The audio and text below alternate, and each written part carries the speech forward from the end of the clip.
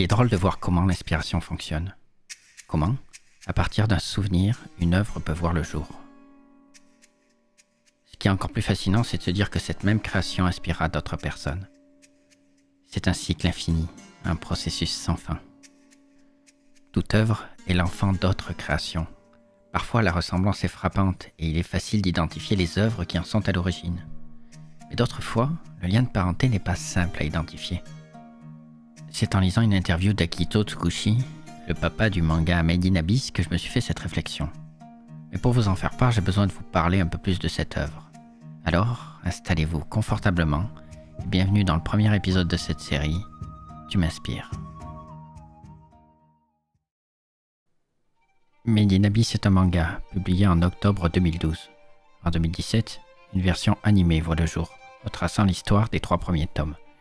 Il raconte les périples de Riko, une orpheline vivant sur l'île d'Ors. Cette île a la particularité de contenir en son centre un gouffre que l'on appelle l'Abysse. La ville d'Ors a été construite autour de ce gouffre pour en récupérer ses richesses, des artefacts et des vestiges d'une ancienne civilisation disparue. Les personnes chargés d'explorer l'Abysse se font appeler caverniers. Ce sont des femmes et des hommes qui ont pour objectif de mener de dangereuses expéditions pour ramener le plus d'artefacts possible. Entreprendre l'exploration de l'Abysse est une tâche extrêmement mortelle, car il possède ses propres lois. Une malédiction que les habitants d'Ors appellent le fardeau touche chaque être humain qui souhaite entreprendre l'exploration du gouffre. Plus une personne remonte des profondeurs de l'Abysse, plus le fardeau pèse sur sa santé. Au premier palier de l'Abysse, situé entre 0 et 1350 mètres, l'individu sera atteint de nausées et de vertiges. Au deuxième palier, il sera atteint de mal de tête très violent et d'un engourdissement progressif des membres. Plus l'individu descend profondément dans l'Abysse, plus les symptômes sont graves, allant jusqu'à la privation sensorielle, l'apparition de comportements autodestructeurs, la perte de l'humanité ou la mort.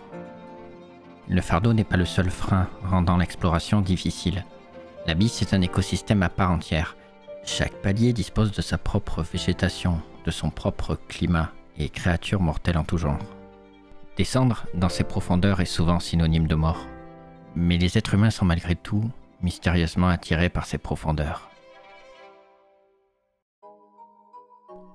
L'Abysse et ses mystères sont au centre de l'intrigue, et on va les découvrir à travers Riko et Legu, les 2 protagonistes de l'histoire.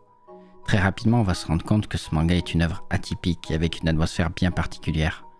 De par son ambiance très féerique, ses couleurs ou l'innocence des personnages principaux, on pourrait rapidement croire que Made in Abyss s'adresse à des enfants. Mais il n'en est rien. C'est un manga violent. L'auteur joue avec les opposés, les extrêmes. L'Abysse est autant magnifique que mortel, et être des enfants ne les protège en rien de la violence du gouffre. Bien au contraire, même la première page du premier tome cherche à nous mettre en garde. Une page colorée. Riko, souriant devant l'Abysse, devant les enfers.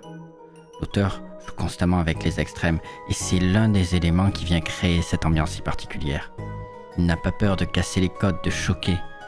Il ne le fait pas par envie de créer du sensationnel, mais pour mettre en avant le véritable personnage principal de l'œuvre, l'Abysse. Mais où a-t-il trouvé l'inspiration de créer un concept aussi riche et singulier? L'auteur de Made in Abyss a donné une interview où il a répondu à la question « Comment avez-vous fait pour forger cet univers ?» En réponse, il expliqua qu'il n'avait au début qu'un concept, l'Abysse, et une inspiration pour un conte japonais, Urashima Taro. Ce conte relate l'histoire d'un pêcheur, Urashima, qui sauva une tortue en proie de se faire manger par une grue. Un peu plus tard, la tortue revint à sa rencontre et lui expliqua qu'elle était la fille du roi de l'océan. Et pour le remercier, elle le récompensa par un séjour dans son palais sous-marin. Une fois dans sa demeure, la tortue se transforma en princesse. Il passa un long moment à ses côtés. Mais Urashima commença à souffrir du mal du pays. Elle l'autorisa alors à rentrer chez lui. Avant son départ, elle lui offrit un coffret incrusté de joyaux, en lui disant de ne surtout pas l'ouvrir. De retour chez lui, il découvrit que plus de 300 ans s'étaient écoulés depuis son départ, et que plus personne ne se souvenait de lui. Dépressif, il retourna sur la plage où il se souvint du coffret qui lui avait été offert avant son départ. Il l'ouvrit, libérant un nuage de fumée blanche. Il se mit à vieillir, soudainement. se transforma en grue et s'installa sur le mont Oraille. Bien que le conte soit différent du scénario de Made in Abyss et qu'il n'est pas évident de trouver des points communs entre les deux œuvres, c'est un des piliers de l'univers du manga. L'auteur a été inspiré et il est venu piocher des concepts qu'il a refaçonnés à sa façon, jusqu'à créer l'Abyss. Je ne vais pas rentrer dans les détails pour ne pas spoiler certains concepts du manga. Mais ce qui est intéressant de noter, c'est que ce conte était un point de départ et que d'autres éléments sont venus l'embellir. On peut noter par exemple Xenoblade Chronicles, un jeu où le corps de 2 géants fossilisés sert d'habitat à de nombreuses formes de vie, ou les différents Ghibli qui ont inspiré le style graphique de certaines architectures, ou la façon de montrer les choses avec poésie. On peut même retrouver certaines valeurs du shintoïsme, une des religions du Japon dont l'un des fondements repose sur l'harmonie avec la nature et la place de l'homme par rapport à celle-ci. D'ailleurs, au passage, c'est une des valeurs que l'on retrouve dans beaucoup d'œuvres issues de l'animation japonaise. Les références sont multiples, l'inspiration peut venir de toutes parts. Ce que je cherche à vous montrer, c'est que ce processus n'est pas inné, il n'a rien de magique, certaines fois on ne se rend même pas compte de l'impact de certaines œuvres sur notre imaginaire.